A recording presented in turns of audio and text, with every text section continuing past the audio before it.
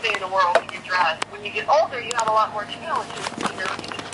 You can't just throw on a little spaghetti strap dress. You have to get in with lip gloss and a mascara. You have to put a lot more thought into what you're wearing and what's going to be flattering on you and what's going to be age appropriate but still modern. Right.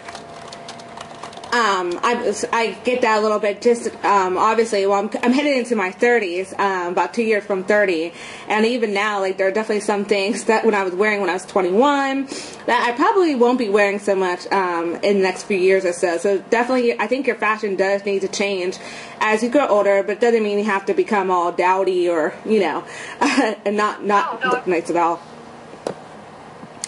Still be very hip and very modern. The thing is, you just don't show a lot of body parts all at once, Exactly. Your legs still look good, show your legs. Your arms still look good, show your arms. But, don't show them all at once, because then you start looking like you're trying to be, younger than you are. Right. Okay, as founder of Houston Fashion Bloggers, I'm very intrigued on how you started the Fashionistas. So, where did the idea for the group come from, and how did you go about starting it? Well, we've been through a lot for the past 8 years, and I actually got the inspiration to start it when I was at a tea at downtown Neiman Marcus in Dallas, and Ken Downing, who is their fashion director now, and he put on a little fashion show for the Dallas Historical Society. Okay. And the Historical Society had a collection of vintage fashion, that they had in storage and weren't doing any movement. So I had this idea that we should raise some money to get that up to speed and get them, to the point where the Historical Society could do fashion exhibitions. So that's where it all started. And then I left the Historical Society because, sometimes you have a great idea, but other people don't really think your idea is great, even though you and I think it's great. Right, yes. Kind of change scares people. So, and then I started working with the University of North Texas and their Texas Fashion Collection.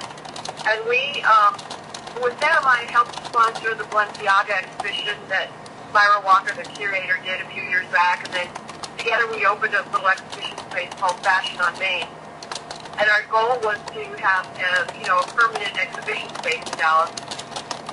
That vision was not shared by the rest of the people at University of North Texas. So the Fashionistas, we went out on our own and, retooled our mission and are, making a lot of headway doing what we're doing today, which is 3 things: launching the careers of emerging fashion designers, our lecture series, Fashion Talk, which brings in locally notables and also, internationally known people in the fashion world, like Hamish Bowles and Dr. Valerie Steele from the museum at FIT.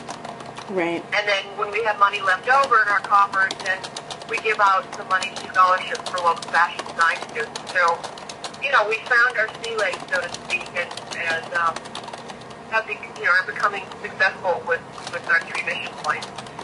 Well, that's great. I'm very impressed, and I just started my organization in December, and the Fashionistas is definitely an inspiration to somewhere we would love to get to at some point, where we're actually just now starting to look at partnering with a local charity and doing stuff like that. And obviously we were able to have this opportunity to interview you today, so we're just hoping that our organization can grow and be as successful as the Fashionistas. So I want to ask you, would you have any advice for our group, or about staying the course? It sounds like you guys had a lot of, well, not a lot, but had a few deterrents, but you were still able to push through it. So what motivated you to keep it going? Because I believe that it was important, because fashion is important for a community. And people, dismiss it as being frivolous, whatever, but the fact is that fashion is big business. Not only is it big business for your community, it generates a lot of revenue, it creates jobs, and all those things. It's also very glamorous, it attracts attention. So if your community has a strong fashion business, your community is going to benefit greatly from that. So that's, the mission just kind of keeps me going. And of course, you always have naysayers, but my advice to you is just never give up. If you believe in what you're doing, your group believes in it, you're doing something positive for your community, that's all that really matters. And, then you're doing things like fashion shows and benefiting local organizations and what have you. I mean, it's great. It's a lot of work. It requires a lot of money. A lot of times money isn't available, so you have to tough it out. Right. But, but when you see everybody be doing it, they're not. Right. Yeah. But yeah, I actually just started implementing some dues and actually got some kickback on it. But I mean, after a while, people should have realized that if we're growing as big as we are, that obviously there are going to be some financial obligations eventually. And I deal with a little bit of unrest in the group. People always want to do things their way. So just stay in the course, and hopefully we can become as successful as the Fashionistas. Yeah, definitely. We'd like to open up a branch there, too, so maybe we can all be involved in that. That was actually one of my questions. I was asking any plans to extend the Fashionistas beyond Dallas, maybe Houston. Yeah, we've always talked about it.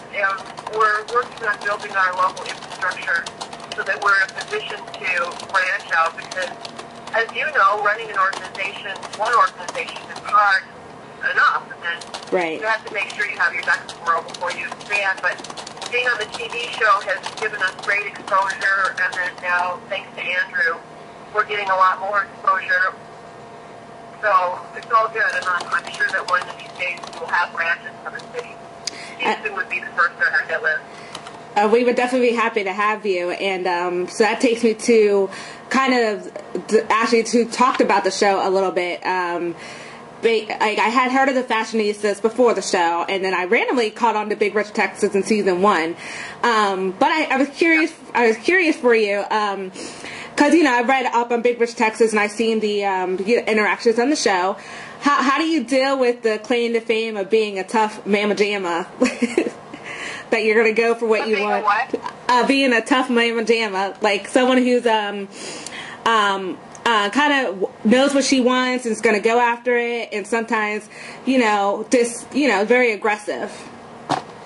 Because that's kind of like. You know what? I'm glad that people think that, because then I can just relax. I don't have to work so hard.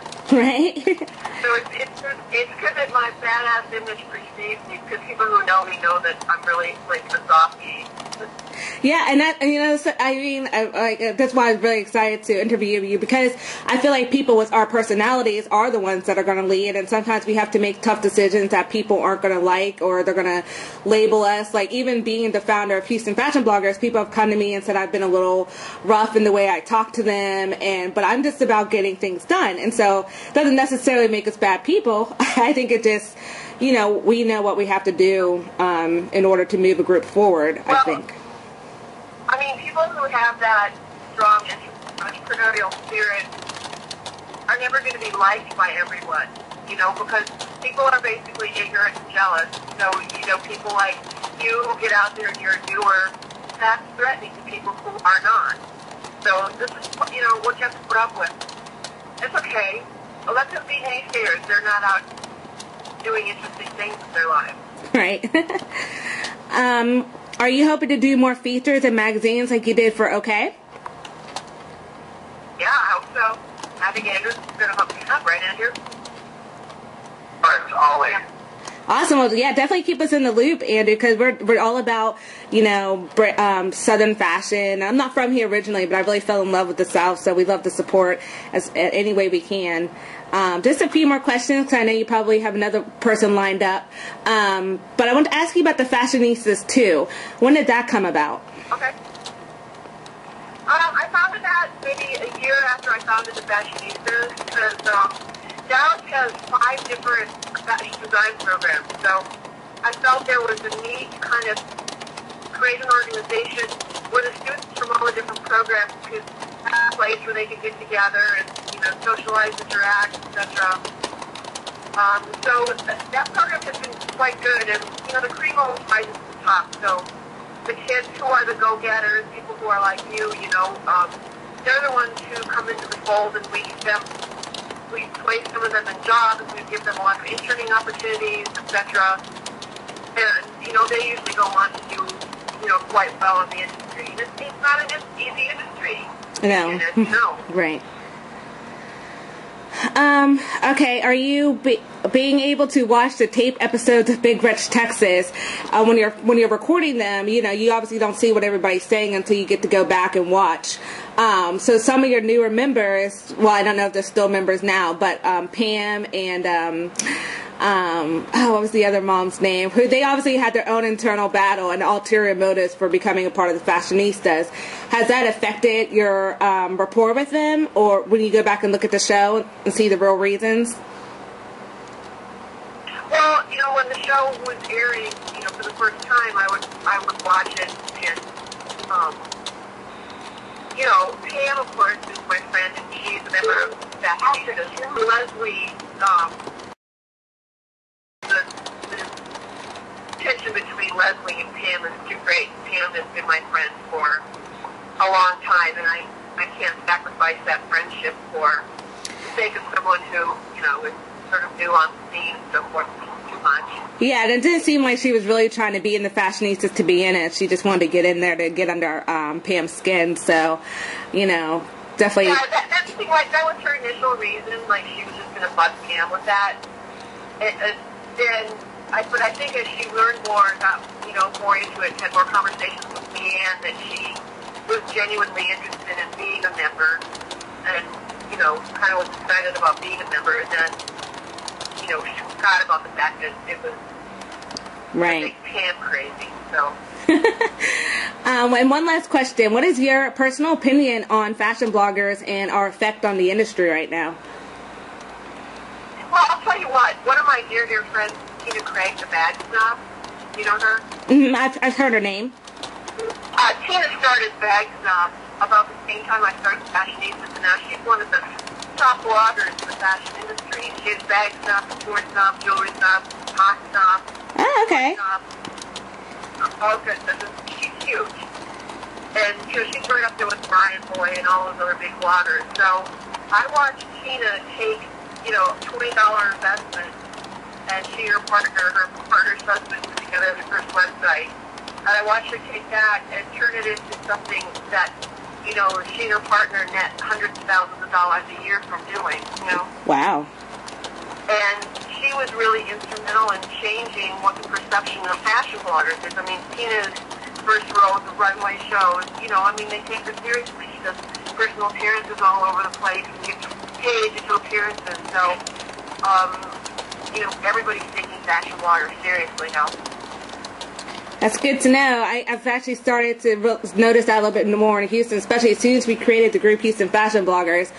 People started coming out of everywhere to invite us to things, and, you know, because we actually I feel like we just have a better connection with the public and the mainstream because we're a little bit more relatable. Although I still love my fashion magazines, but it's nice to have. Absolutely. Right. Well, Heidi, thank you so much for your time. I really appreciate you being able to be interviewed by all of us today. Thank you so much for letting my members of my group take up the majority of your day to interview you. But we really appreciate this opportunity. My pleasure. Thank you so much. I'll look forward to your post. Okay, great. I will send it to Andrew when it's done. Okay, thank you so much. Thank you. Bye.